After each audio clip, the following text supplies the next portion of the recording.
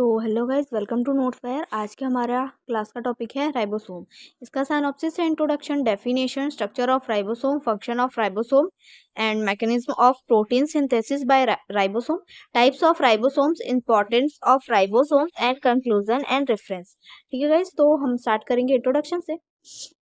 Ribosome cell के अंदर एक ऐसे छोटे ऑर्गेनेल्स होते हैं जो प्रोटीन सिंथेसिस में मदद करते हैं। इन्हें प्रोटीन फैक्टरीज भी कहा जाता है क्योंकि ये एमआरएनए के इंस्ट्रक्शंस को पढ़कर अमीनो एसिड से जोड़ते हैं और प्रोटीन बनाते हैं। राइबोसोम्स प्रोकैरियोटिक और यूकैरियोटिक दोनों सेल्स में पाए जाते हैं और ये साइटोप्लाज्म में फ्री फ्लोटिंग या एंडोप्लाज्मिक रेटिकुलम से जुड़े हो सकते हैं। नेक्स्ट इसका डेफिनेशन। राइबोसोम ऐसे नॉन मेम्ब्रेन्स ऑर्गेनेल्स होते हैं जो आरएनए और प्रोटीन से बने होते हैं। इनका मुख्य काम ट्रांसलेशन के दौरान पॉलीपेप्टाइड चेन्स बनाना होता है जिससे फंक्शनल प्रोटीन बनते हैं। ठीक है, इस अगर आपको स्टडी नोट की नीड होगी तो आप लोग इस कॉन्टैक्ट नंबर पे कांटेक्ट कर सकते हो। ये इसका डेफिनेशन था। इसके बाद है स्ट्रक्चर ऑफ राइबोसोम। राइबोसोम एक कॉम्प्लेक्स मॉलिक्यूलर स्ट्रक्चर होता है जो दो सब यूनिट से मिलकर बना होता है। छोटी सब यूनिट्स एमआरएन को बाइंड करने का कार्य करती है जबकि बड़ी सब यूनिट पेप्टाइड बॉन्ड फॉर्मेशन में मदद करती है। राइबोसोम की संरचना निम्नलिखित भागों में विभाजित होती है।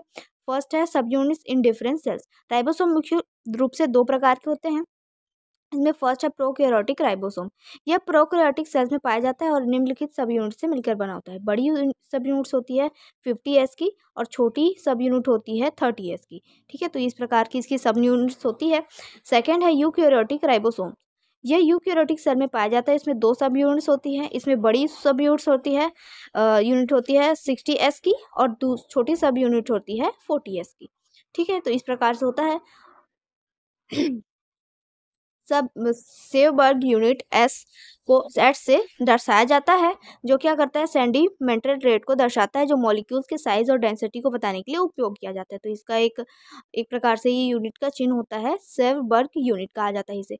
इसके बाद है कॉम्पोजिशन ऑफ राइबोसोम। राइबोसोम निम्नलिखित मुख्य घटकों से मिलकर बना होता है। इसमें फर्स्ट है राइबोसोमल आरएनए। यह राइबोसोम की संरचना को बनाए रखता है और ट्रांसलेशन की प्रक्रिया के दौरान पेप्टाइड बॉन्ड फॉर्मेशन में मदद करता है। यह राइबोसोम का स्ट्रक्चरल और फंक्शनल हिस्सा होता है। इसके बाद है सेकंड राइबोसोमल प्रोटीन। यह राइबोसोम की स्टेबिलिटी बनाए रखते हैं और राइबोसोम के ओवरऑल फंक्शन को रेगुलेट करते हैं। यह ट्रांसलेशन प्रक्रिया में इंपॉर्टेंट रोल प्ले करते हैं। कुछ इस प्रकार से इसे दिखाई देता है। इसके बाद है binding sites in eukaryotic ribosome. Ribosome में ट्रांसलेशन के दौरान तीन प्रमुख बाइंडिंग साइट होती है जो टीआरएनए के इंटरेक्शन को नियंत्रित करती है। इसमें फर्स्ट है ए साइट। यह साइट इनकमिंग टीआरएनए को बाइंड करती है जो अमीनो एसिड को राइबोसोम तक लेकर आती है और पॉलीपेप्टाइड चेन में जोड़ने के लिए तैयार रखता है। सेकेंड है पी साइट जिसे पेप्टाइड साइट कहते हैं। यह साइट पॉलीपेप्टाइड चेन को होल्ड करती है और पेप्टाइड बॉन्ड बनाने में मदद करती है जिससे प्रोटीन सिंथेसिस होता है। नेक्स्ट है ई साइट जिसे एक्सिट साइट कहते हैं। यह साइट यूज्ड टीआरएनए को राइबोसोम से बाहर निकालने का कार्य करती है जिससे ट्रांसलेशन प्रक्रिया सुचारू रूप से चलती रहती है। इसके बाद है फंक्शंस ऑफ राइबोसोम। राइबोसोम कई तरह के इंपॉर्टेंट कार्यों को निष्पादित करता है जो सेल्स में प्रोटीन सिंथेसिस और जीन एक्सप्रेशन को नियंत्रित करते हैं। इसके प्रमुख कार्य निम्नलिखित है। इसमें फर्स्ट है प्रोटीन का सिंथेसिस। राइबोसोम एमआरएनए के इंस्ट्रक्शन को पढ़कर अमीनो एसिड को जोड़ता है और पॉलीपेप्टाइड चेन का निर्माण करता है। यह ट्रांसलेशन प्रक्रिया का मुख्य भाग होता है। सेकंड है एंजाइमेटिक एक्टिविटी। राइबोसोम में मौजूद peptidyl transferase enzyme peptide bond बनाने का कार्य करते हैं जिससे अमीनो एसिड आपस में जुड़कर प्रोटीन का निर्माण करते हैं। नेक्स्ट है role in gene expression. Ribosome gene expression को नियंत्रित करता है क्योंकि यह एमआरएनए की ट्रांसलेशन में इंपॉर्टेंट रोल प्ले करता है। यह डीएनए में स्टोर्ड जेनेटिक इन्फॉर्मेशन को फंक्शनल प्रोटीन में बदलने का काम करता है। नेक्स्ट है मेम्ब्रेन बाउंड राइबोसोम्स। जो राइबोसोम्स एंडोप्लाज्मिक रेटिकुलम से जुड़े होते हैं वे सेक्रेटरी और मेम्ब्रेन प्रोटीन का निर्माण करते हैं जो सेल से बाहर एक्सपोर्ट किए जाते हैं या प्लाज्मा मेम्ब्रेन में इंटरग्रेट होते हैं। नेक्स्ट है फ्री राइबोसोम। साइटोप्लाज्म में freely floating ribosome cytoplasmic protein का निर्माण करते हैं जो विभिन्न सेलुलर फंक्शन में भाग लेते हैं और सेल की इंटरनल एक्टिविटी को रेगुलेट करते हैं। इसके बाद हम देखेंगे mechanism of protein synthesis by ribosome. Ribosome द्वारा प्रोटीन सिंथेसिस एक जटिल प्रक्रिया है जिसमें तीन प्रमुख चरण होते हैं, इंटीटेशन, एलोंगेशन और टर्मिनेशन। यह प्रक्रिया एमआरएनए के निर्देशों के आधार पर पॉलीपेप्टाइड चेन के निर्माण को नियंत्रित करती है। इसमें फर्स्ट है इंटीटेशन। प्रोटीन सिंथेसिस की शुरुआत में एमआरएनए राइबोसोम की छोटी सब यूनिट से बाइंड करता है जिसके बाद इंटीरियर टीआरएनए स्टार्ट कोडन से जोड़ता है। अंत में राइबोसोम की बड़ी सब यूनिट अटैच होकर फंक्शनल राइबोसोम बनाती है, जिसे ट्रांसलेशन शुरू होता है। इसके बाद है एलोंगेशन। इलोंगेशन चरण में नई टीआरएनए मॉलिक्यूल ए साइट पर बाइंड होती है, जो एमआरएनए के अगले कोडॉन को रिकॉग्नाइज करती है। इसके बाद polypeptide sorry peptidyl transferase enzyme amino acid के बीच पेप्टाइड बॉन्ड बनाता है, जिससे पॉलीपेप्टाइड चेन लंबी होती जाती है। राइबोसोम एमआरएनए को आगे मूव करता है, जिसका अगला कोडॉन ट्रांसलेशन के लिए उपलब्ध हो जाता है। नेक्स्ट है टर्मिनेशन। टर्मिनेशन तब होता है जब एमआरएनए पर स्टॉप कोडॉन आ जाता है। इस स्थिति में राइबोसोम से रिलीज फैक्टर्स बाइंड करते हैं, जिससे पॉलीपेप्टाइड चेन रिलीज होती है। इसके बाद राइबोसोम डिसकोडेटेड हो जाता है और ट्रांसलेशन समाप्त हो जाता है। नेक्स्ट है टाइप्स ऑफ राइबोसोम्स।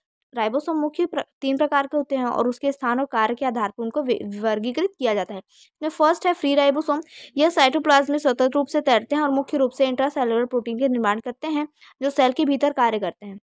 सेकेंड है बाउंड राइबोसोम। यह रफ एंडोप्लाज्मिक रेटिकुलम से जुड़े होते हैं और ऐसे प्रोटीन का सिंथेसिस करते हैं जिन्हें सिक्रीशन प्लाज्मा मेम्ब्रेन या लाइजोसोम में भेजा जाता है।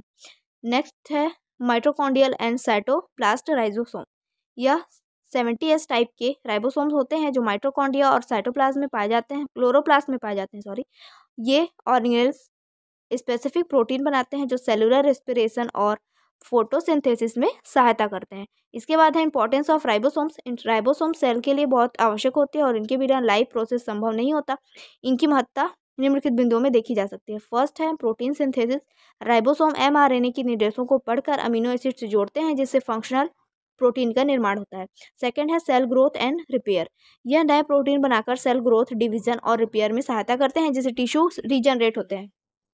थर्ड है एक्सप्रेशन ऑफ जेनेटिक कोड। यह जीन एक्सप्रेशन में इंपॉर्टेंट रोल प्ले करते हैं, क्योंकि ये डीएनए से बने एमआरएनए के निर्देशों को प्रोटीन में ट्रांसलेट करते हैं। सेकंड है मेडिकल टारगेट। कई एंटीबॉडीज जैसे कि टेट्राफ्लाइनिस और मैक्रोलेडिस प्रोकैरियोटिक राइबोसोम को टारगेट करते हैं, जिससे बैक्टीरियल इन्फेक्शन का इलाज किया जा सकता है। इसके बाद है कंक्लूजन। राइबोसोम सेल के लिए एसेंशियल है, क्योंकि यह प्रोटीन्स बनाने का काम करते हैं। इनके बिना सेल की ग्रोथ, रिपेयर और मेटाबॉलिक एक्टिविटी संभव नहीं है।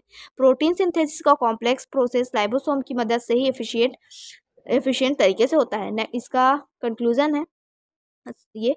और उसके बाद है reference molecular cell biology by Lodish and W.H. Freeman and को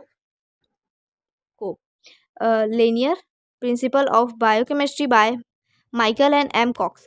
ठीक है गाइस, तो ये था राइबोसोम के बारे में। आई होप आपको अच्छी लगी होगी क्लास। अगर आपको अच्छी लगी तो प्लीज़ लाइक करिएगा एंड सब्सक्राइब करिएगा। Thank you.